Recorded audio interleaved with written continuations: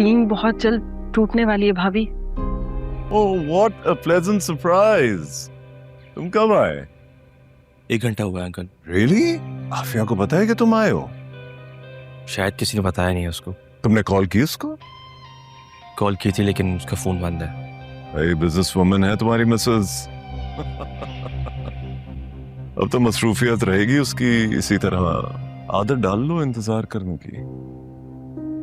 Temporary सूरत हाल के लिए क्या आदत डालना अंकल? नहीं, टेम्पररी नहीं, ये इसको परमानेंट ही समझो। किसी भी चीज को सपोज करने से हकीकत बदलनी जाती है। पास इख्तियार हो तो हकीकत बदलते देर नहीं लगती।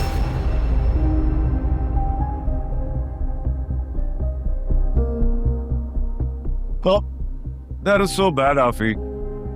1 घंटे से बेचारा वेट कर रहा है। सो सॉरी, तुमने ज्यादा वेट करवा दिया ना। तुम्हारा फोन क्यों बंद था?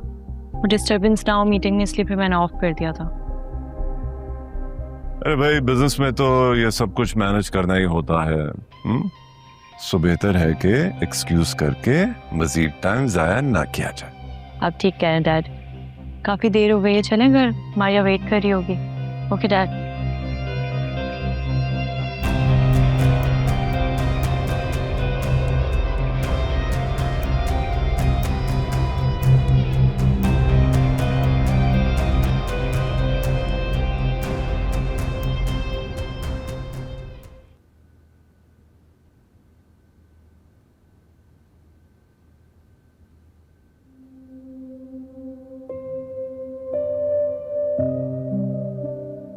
इससे क्या हुआ? तुम्हारे मुंह पे क्यों 12 बजे हैं? भाभी इनसे कह दे मुझे इनसे बात नहीं करनी, मैं नाराज हूँ। इनसे क्या बोल रही हो? तुम्हारे सामने खड़ा हो, मुझे बोल दो। मगर मुझे आपसे बात ही नहीं करनी है। यही तो पूछ रहा हूं, क्यों बात नहीं करनी?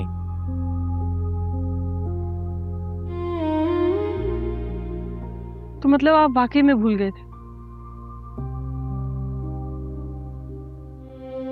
सीरियसली भाई, आपने मुझसे वादा किया था कि आप मुझे गुड़िया बाजी के घर लेके जाएंगे, और आप भूल गए।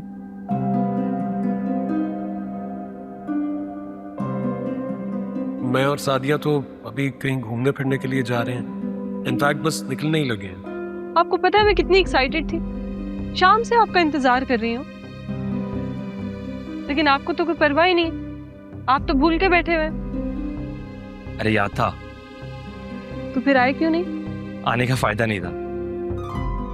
क्या मतलब? अरे रज़ा भाई ने मना किया था। हमजा भाई? मगर हमजा भाई को कैसे पता चला कि हम गुड़िया बाजी से मिलने आ रहे हैं? मैंने कॉल की थी, वो लोग कहीं बाहर आउटिंग पे जा रहे थे। आउटिंग? इसका मतलब गुड़िया बाजी और हमजा भाई फाइनली सेटल हो रहे हैं? फिर तो वो बहुत जल्द हमसे भी नाराजगी खत्म कर देंगी। हाँ। आज का दिन कितना अच्छा है ना, एक तरफ गुड़िया बाजी की तरफ इतनी अच्छी खबर है, और दूसरी तरफ नाज़नीन भाभी और रानी भाभी जो है वो, उनके बीच में कुछ खटपट चल रही है। खैरियत? खटपट? वो दोनों तो एक ही टीम में नहीं थे। टीम बहुत जल्द टूटने वाली है भाभी। ये बात तुम कैसे इतने यकीन से कह सकती हो? आसार तो यही नजर आ रहे हैं। जिस तरह भाभी गुस्सा कर रही थी, और वो बिलाल भाई जिस तरह वो रानी भाभी को सपोर्ट कर रहे थे, कंफर्म इन दोनों के बीच में गड़बड़ शुरू हो गई।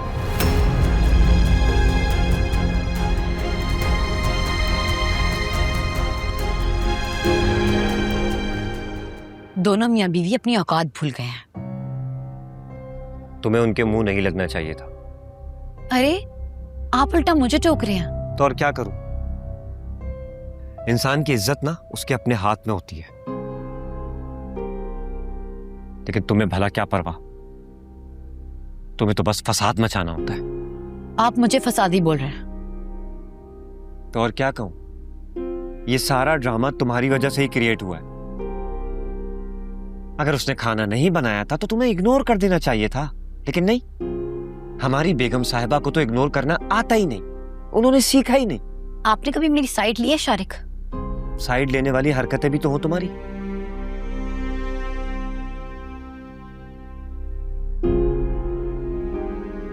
अब जाओ और जाकर खाना बनाओ। मैं बनाऊंगी। तो और कौन बनाएगा? जिसको नौकरानी समझा हुआ था वो तो चली गई, अब बची तुम, तुम्हें ये सब कुछ करना पड़ेगा। मेरा मूड नहीं है किचन में जाने का। अगर मूड नहीं था तो मुझे फोन कर कर क्यों नहीं बोला कि बाहर से कुछ लेता हुआ आ जाओ? गुस्से में थी, सोचा था आपको सामने बिठाकर सब कुछ बताऊंगी। बता दिया, मैंने सुन ली। अब जाओ, जो कह रहा हूं वो करो।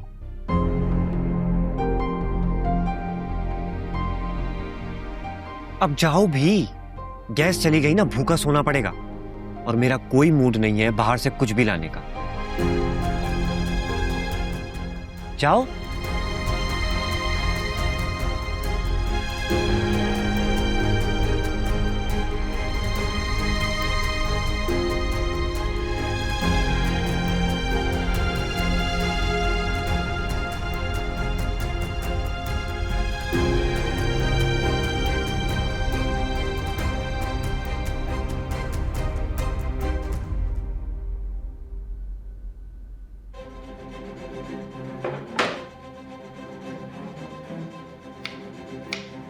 अल्लाह पूछेगा रानी, मुझे किचन में ख्वार होने के लिए छोड़कर खुद एंजॉय करने चली गई।